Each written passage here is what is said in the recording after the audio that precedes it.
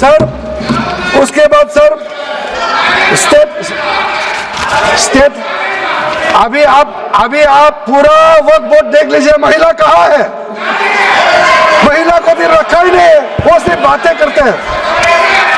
Sir 22 sir मैं specific बताना चाहता हूं, सेंट्रल वर्क काउंसिल में टोटल 22 मेंबर्स में 4 नॉन मुस्लिम से ज्यादा मेंबर नहीं हो सकते हैं। एक्स ऑफिशियो के पद को मिला करके 3 मेंबर ऑफ पार्लियामेंट होगा। मेंबर ऑफ पार्लियामेंट तो किसी धर्म का हो सकता है। जब इलेक्शन करते हैं तो कोई भी धर्म का मेंबर ऑफ पार्लियामेंट या एमएलए बन सकते हैं। सर 10 मेंबर मुस्लिम कम्युनिटी से होगा, 2 फॉर्मर जजेस होंगे सुप्रीम कोर्ट और हाई कोर्ट के, 1 advocate of national eminence member रहेंगे, 4 persons of national eminence from various field. ये तो कई कमिटियों ने इसको सिफारिश किया है। और एडिशनल सेक्रेटरी या joint secretary to the government of India उसमें रहेंगे। आउट ऑफ 10 मुस्लिम मेंबर्स 2 महिला अनिवार्य है, ये हमने प्रावधान रखा है। और स्टेट बोर्ड में आउट ऑफ 11 मेंबर्स 3 से ज्यादा नॉन मुस्लिम नहीं हो सकता है। एक्स ऑफिसर को मिलाकर के 1 chairperson, 1 MP, 1 MLA, 4 members from Muslim community, 2 members with professional experience, 1 member of Bar Council and Joint Secretary to the state government dealing with work matters. Out of 4 Muslim members, 2 shall be women. ये हमने रखा है ताकि हमारे बहनों को किसी तरीके से दरकिनार नहीं कर सके। वक्त एक सर हमने जो नया प्रावधान रखा है उसमें जितना भी जो आर्बिट्रेरी प्रोविजन जो जरूरी नहीं था उसको हमने सामान्य रूप से देश में और जितना कानून है उसको मिलाते हुए मुख्य रूप से ट्रांसपेरेंसी इन वर्क मैनेजमेंट, सर्वे को अपडेट करने के लिए जो पहले इनसफिशिएंट प्रोविजन था इसमें वर्क लैंड रिकॉर्ड्स वगैरह में महिलाओं का इनहेरिटेंस राइट्स, बच्चों का राइट और साथ साथ में कई हजारों केसेस पेंडिंग है ट्राइब्यूनल और कोर्ट्स में, उसको सेटल करने के लिए जो आज लगभग 10,000 से भी ज्यादा केसेस जो पेंडिंग था और कुछ सालों के अंदर में 13 से 30,000 तक 30,000 केसेस पेंडिंग हो चुके हैं, उसको सरलता से सुलह करने के लिए हमने रास्ता खोजा है। एक चीज बार बार आप लोग कहते हैं, हमारे पक्ष के लोग हो या उस साइड के पक्ष के लोग हो या जो सदन से बाहर है वो एक वक्तव्य देते रहते हैं, मैं उसको सुधारना चाहता हूं। ये कहते हैं कि हमारा देश में लैंड बैंक जो है वक्फ बोर्ड के पास 3rd लार्जेस्ट है।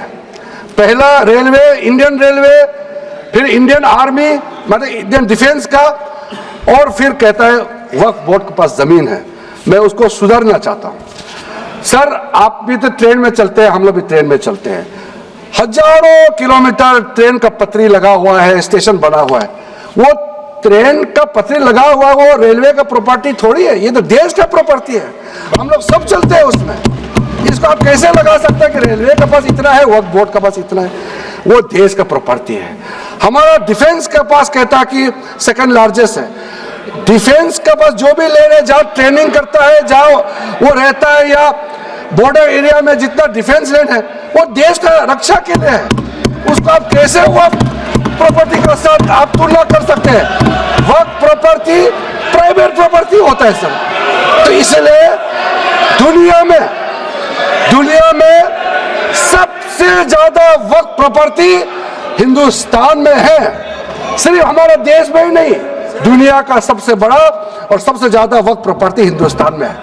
तो फिर ये क्यों है 60 साल तक आप सरकार में रहे हैं, हमारे देश में मुसलमान इतना गरीब क्यों है? जब दुनिया का सबसे ज्यादा वक्फ प्रॉपर्टी हमारे देश में है तो हमारे गरीब मुसलमानों का पढ़ाई के लिए, मेडिकल ट्रीटमेंट के लिए, स्किलिंग के लिए, इनकम जनरेशन के लिए क्यों काम नहीं हुआ आज तक बताइए? ये दुनिया का सबसे बड़ा वक्फ प्रॉपर्टी अगर हिंदुस्तान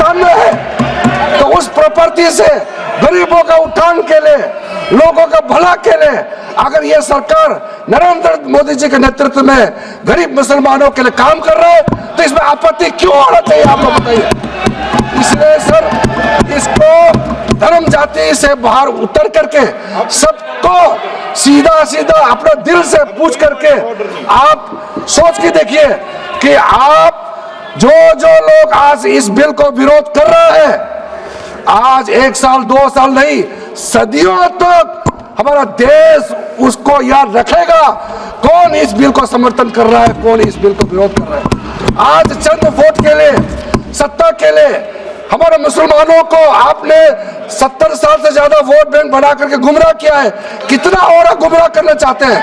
अब हमारा देश में वोट बैंक की राजनीति नहीं चलेगा। इसलिए मैं कहना चाहता हूं, जब हमारा देश में इतना वक्त प्रॉपर्टी है तो इसको हम बेकार में पड़ा रहने नहीं दिया जा सकता है।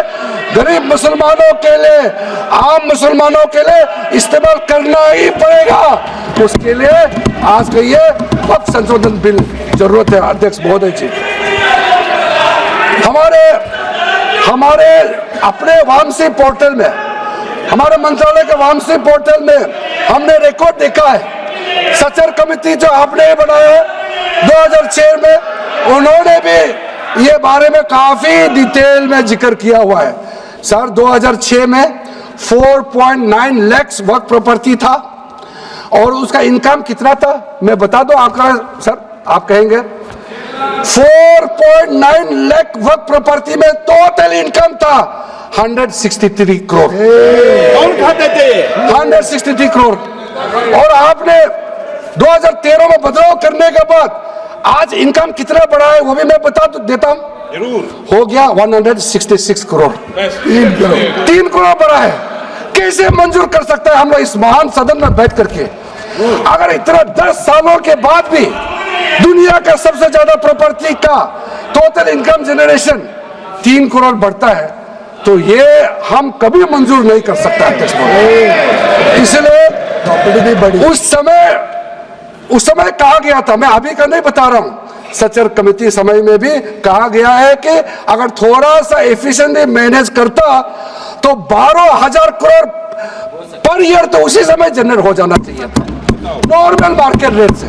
और 12,000 करोड़ अगर वो प्रॉपर्टी से रेवेन्यू